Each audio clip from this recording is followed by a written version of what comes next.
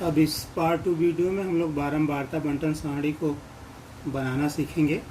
हमने ये उदाहरण दिया हुआ था पार्ट 1 में। ये जो उदाहरण है इसके द्वारा हम लोग बारंबारता बंटन सारणी बनाएंगे। तो ये जो सारणी या टेबल हम यहाँ पे बना रहे हैं, इसमें हम 3 कॉलम बनाएंगे। पहले कॉलम में इस श्रेणी में जो भी संख्याएं आई हुई हैं उसमें हम उसके आरोही क्रम में यहाँ पर संख्याओं को लिखेंगे। जैसे सबसे छोटी संख्या 10 है, इस पूरी श्रेणी में सबसे छोटी संख्या 10 है, इसलिए हमने 10 यहाँ पे लिखा हुआ है। इसके बाद 15 है तो 15 लिखा हुआ है हमने, और इसके बाद 20 है तो 20, और लास्ट में 25 है। अब हम लोग देखेंगे कि ये जो अवर्गीकृत आंकड़ों की एक श्रेणी दी हुई है, इसमें ये जो संख्या 10 है वो कितनी बार आई हुई है, या जो 15 है वो कितनी बार आई है, या जो 20 है वो कितनी बार आई है, या 25 कितनी बार आई हुई है।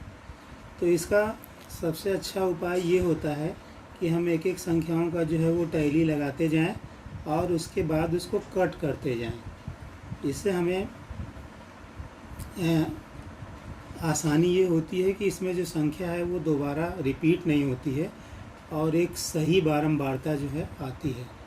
तो जैसे पहले 20 है तो 20 को हमने कट कर दिया और उसे 20 में एक खड़ी पाई के द्वारा शो कर दिया। फिर 15 है तो 15 को हमने कट कर दिया और 15 में इसे हमने एक इस तरह से एक पाई से शो कर दिया। इसी तरह से फिर 15 दोबारा आया तो इसे दोबारा लाइन खींच करके शो कर दिया। फिर 10 आया तो 10 को कट किया और 10 में एक खड़ी पाई यहाँ पे जो है खींच दिया। फिर 15 आया तो फिर इसे हमने 15 में शो किया।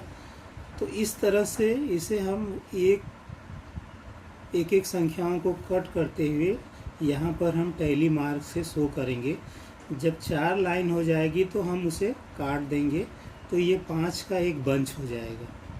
तो इस तरह से हर संख्याओं के आगे हम टैली मार्क लगाएंगे, और टैली मार्क लगाने के बाद जब सारी संख्याएं हम यहाँ पे टैली मार्क के रूप में लिख देंगे और कट कर देंगे, तब उसको बारंबारता वाले कॉलम में जोड़ेंगे। तो पहला कॉलम संख्या का था, दूसरा टैली मार्क का, और तीसरा जो कॉलम है वो बारंबारता का है, जिसे फ्रीक्वेंसी भी कहते हैं। तो अगर हम लोग टैली मार्क को जोड़ें तो 10 का जो टैली मार्क है वो 7 आया हुआ है, 15 में जो टैली मार्क है वो 9 आया हुआ है, 20 में जो टैली मार्क है वो भी 9 आया हुआ है, और 25 में जो टैली मार्क है वो 5 आया है। तो इसका हम अगर टोटल करें तो हमारा जो टोटल फ्रीक्वेंसी है, टोटल बारंबारता है, वो 30 आया है। हम लोगों ने ऊपर उदाहरण में भी देखा था कि वहाँ पे 30 संख्याएं दी हुई हैं, और ये जो 30 संख्याएं दी हुई हैं, ये संख्याएं हम लोगों ने यहाँ पर प्रदर्शित कर दिया है। ये जो सारणी बनी है, यह सारणी बारंबारता बंटन सारणी है, और यह सारणी जो है वो अवर्गीकृत आंकड़ों की बारंबारता बंटन सारणी है। तो इस तरह से अगर हमें संख्याएं दी हुई हैं तो हम उसकी सहायता से एक जो बारंबारता बंटन सारणी है वो आसानी से बना सकते हैं।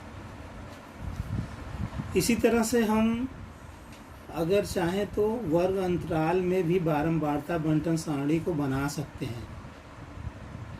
इसमें होता क्या है कि हम पहले दी गई संख्याओं के आधार पर एक वर्ग अंतराल बनाते हैं, और उसके बाद टैली मार्क के द्वारा वहाँ पर हम उसे दिखाते हैं, और फिर अंत में बारंबारता जो है वो जोड़ करके टैली मार्क को जोड़ करके लिख देते हैं। इसे भी हम निम्नलिखित उदाहरण से समझ सकते हैं। उदाहरण के लिए मान लीजिए कि 25 विद्यार्थियों के गणित के अंकों का अंक दिए हुए हैं। उसके आधार पे हमें जो क्लास इंटरवल यानी वर्ग अंतराल जो बनाना है वो 10 से 20, 20 से 30, 30 से 40 इस तरह से हो सकता है।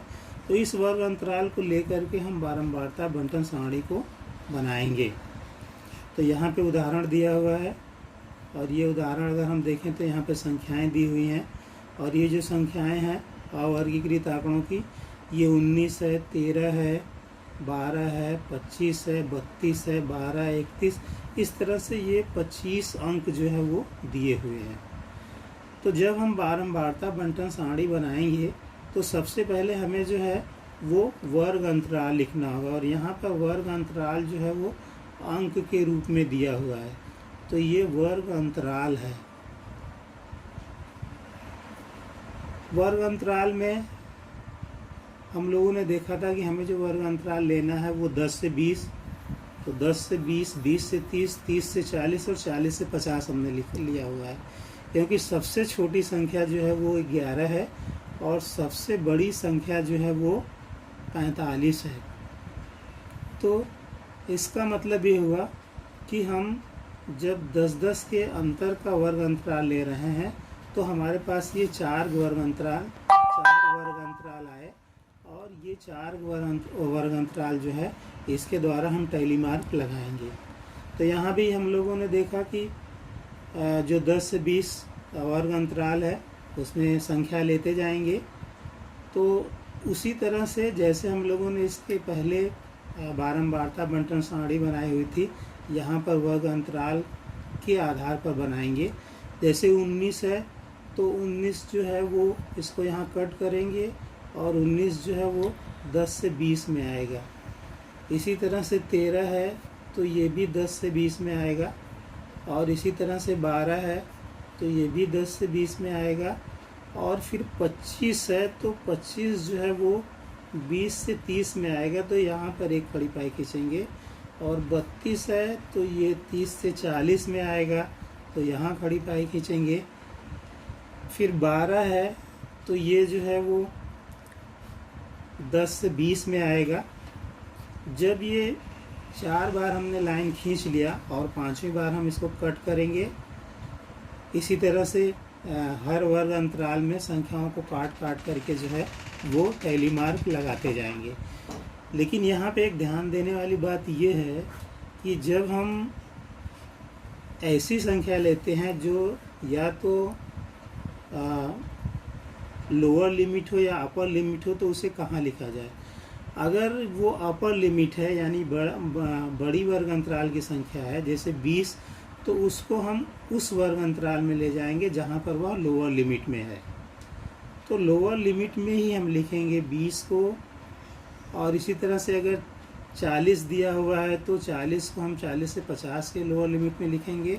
तो ये हमें ध्यान देना है कि अगर वह संख्या अपर लिमिट की है तो उस वर्ग अंतराल में नहीं लिखेंगे, वह संख्या जहाँ पर वह लोअर लिमिट में है वर्ग अंतराल में वहाँ पर लिखेंगे। तो यहाँ पर जब हम लोगों ने टैली मार्क लगा लिया, तो टैली मार्क लगाने के बाद हम देख रहे हैं कि 10 से 20 में विद्यार्थियों की संख्या 9 आई है। इसी तरह से 20 से 30 में विद्यार्थियों की संख्या 7 आई है। इसी तरह से 30 से 40 में विद्यार्थियों की संख्या जो है वो 5 आई है, और 40 से 50 में विद्यार्थियों की संख्या केवल 4 है। इसका मतलब यह जो है बारंबारता बंटन सारणी, इसमें जो हम लोगों ने ये फ्रीक्वेंसी यानी बारंबारता जो है प्राप्त किया हुआ है वो 10 से 20 में 9 है, 20 से 30 में 7 है, 30 से 40 में 5 है, और 40 से 50 में 4 है। तो इस तरह से हम किसी दी हुई संख्या को वर्ग अंतराल में बांट करके टैली मार्क के द्वारा फ्रीक्वेंसी को यानी बारंबारता को प्राप्त कर सकते हैं, और दी हुई इन संख्याओं के आधार पर हम एक बारंबारता सारणी को बना सकते हैं।